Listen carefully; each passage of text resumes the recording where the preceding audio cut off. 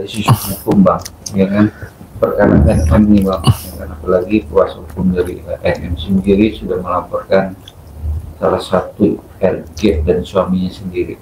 Namun kita singkatkan itu, tapi kita membahas soal P21 yang selama ini masih dipertanyakan. Gimana bang lihat itu bang? Ini persoalan Nikita Mirzani masih berkelit di P21 ya gitu loh. Nah gini, P21 ini jika memang bukti-bukti itu belum cukup, dirasa bukti-bukti itu oleh jaksa penuntut umum masih ada koreksi, pasti akan di-reject terus P19 gitu kan. Nah kalau itu P19 terus, ya kan, artinya penyidik ini kan tidak bisa membuktikan bahwa NM ini bersalah gitu loh. Nah kalau memang dia tidak bisa membuktikan NM ini bersalah, dia SP3 saja gitu loh, dibebaskan. Kan ada jelas ada aturan mainnya gitu loh. Kenapa? Artinya kalau bukti tidak terpenuhi, bukti masih kurang, ya kan? Ini kan jaksa kan mau melihat gitu loh. Dia menganalisa, oh ternyata bahwa proses laporan yang dilakukan oleh pelapor terhadap NM ini setelah dilakukan penyidikan, jika memang alat buktinya itu masih tetap ada nota catatan dari jaksa penuntut umum masih kurang, mungkin bisa saja unsurnya tidak terpenuhi. Kalau unsurnya tidak terpenuhi, kalau menurut saya dibebaskan lebih baik, nggak usah gengsi. Kadang-kadang kan penyidik ini gengsi, udah terlanjur nangkap, dia kan nggak mau disalahin, akhirnya dia gaspol terus gitu loh. Nah sedangkan ini kan ada dua institusi yang berbeda, kejaksaan kekeh bahwa ini nggak masuk unsurnya, maka P19, ini nggak lengkap P19, ya kan. Sedangkan polisi kan udah terlanjur melakukan proses penangkapan dan penahanan, dia gengsi juga mungkin, akhirnya kan dia paksakan berusaha. Ini kan ada kemungkinan seperti itu. Kalau analisa saya sebagai seorang ahli hukum, ya saya melihat itu gitu loh. Nah kalau memang unsurnya udah beberapa kali ditolak dan juga udah beberapa kali diperpanjang, ya kalau menurut saya dibebaskan aja di SP3, karena ada SP3 gitu loh.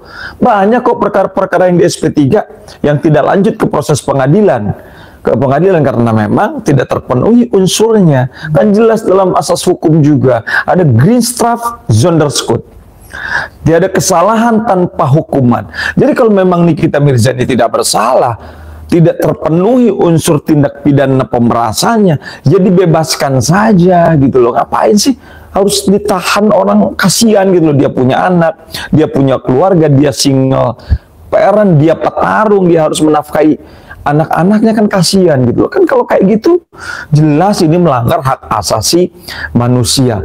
Tidak boleh melakukan proses penegakan hukum dengan cara melawan hukum. Nah, ini nggak boleh.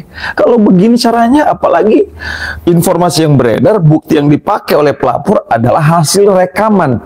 Rekaman itu nyata yang diambil, ya kan, yang diambil secara diam-diam, dilakukan penyadapan, dan ini jelas bertentangan dengan undang-undang yang berkaitan dengan, apalagi dia ditransmisikan melalui media elektronik, melalui dokumen elektronik. Jelas ini bertentangan dengan pasal 31 Undang-Undang ITE, ya, Undang-Undang nomor 1 tahun 2024. Nah jelas itu berapa pidananya tuh, hukuman penjaranya bagi orang yang melakukan penyadapan, maka 10 tahun dan 10 miliar.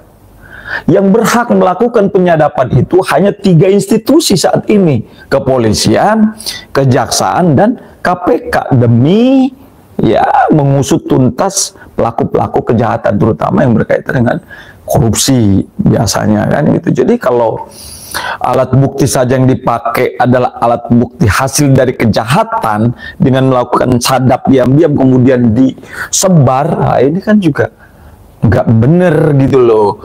Nah makanya kan saya dengar bahwa pihak Nikita Mirzani sudah melaporkan yang bersangkutan yang menyebar itu, yang menggunakan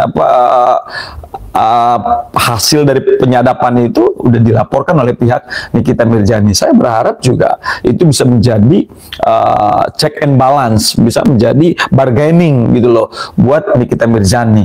Ya kalau bisa segera diproses tuh mafia-mafia skincare Ya kan saya khawatir Nikita Mirzani masuk dalam jebakannya mereka para mafia gitu. Kenapa? Kalau Nikita Mirzani nggak masuk penjara, mereka bebas untuk ya menjual skincare untuk mengambil keuntungan demi kepentingan kelompoknya gitu loh. Yang berbahaya siapa? Impactnya terhadap siapa? Masyarakat. Masyarakat Indonesia ini kasihan, banyak orang yang ikut-ikutan. Oh, dikiranya skincare-nya memang nggak overclaim bagus, buat muka jadi cantik, buat muka jadi ganteng, jadi bersih, tapi ternyata overclaim. Ini kan berbahaya, kan jelas di negara kita itu kan ada BPOM, Badan Pengawas Obat dan Makanan. Itu harus sesuai dengan spek itu, dengan standar yang dibuat oleh BPOM, jelas kok di Undang-Undang Kesehatan. Jika mafia-mafia skincare ini ya masih melakukan perbuatan kejinya, ya perbuatan jahatnya untuk mengambil keuntungan buat kelompoknya atau diri sendiri, maka polisi harus segera mengusut tuntas para mafia-mafia ini. Dan ini jelas di dalam Undang-Undang Kesehatan ada pasal 435 tuh. Ya, pasal 435 itu maka sanksi pidananya juga nggak main-main gitu loh. 10 tahun dan 10 miliar dendanya. Oke, benar nih Bang.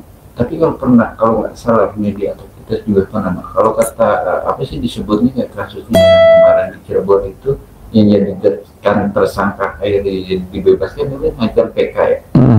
Bisa. Ya artinya gini, kan ada langkah hukum dan ada upaya hukum. Oke, upaya hukum itu kan seperti banding, kasasi. Upaya hukum luar biasa itu kan PK. Itu kan hak yang diberikan oleh konstitusi buat kita.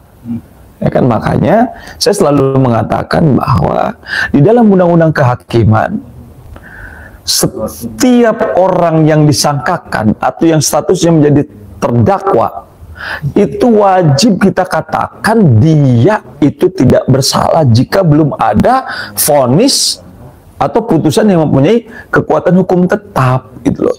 Jika udah mempunyai kekuatan hukum tetap, apa yang harus langkah hukum apa yang harus diambil? Maka dia berhak untuk mengambil langkah hukum luar biasa, yaitu PK. Jika PK dikabulkan, maka orang yang sudah terpidana itu harus dibebaskan gitu loh.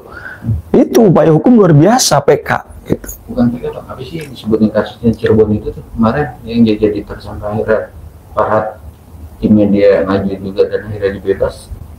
Yang kasus Cirebon Pina itu kan ada tuh yang cowok yang ditangkap sama penyidik.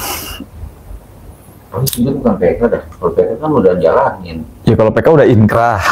Bukan PK. Apa ya? Gerasi. Enggak ada gerasi. Kemarin kasus di Cirebon ini enggak apa bukan. Ini live delay. Enggak ini apa ini? Enggak yang kasusnya di Cirebon Bang.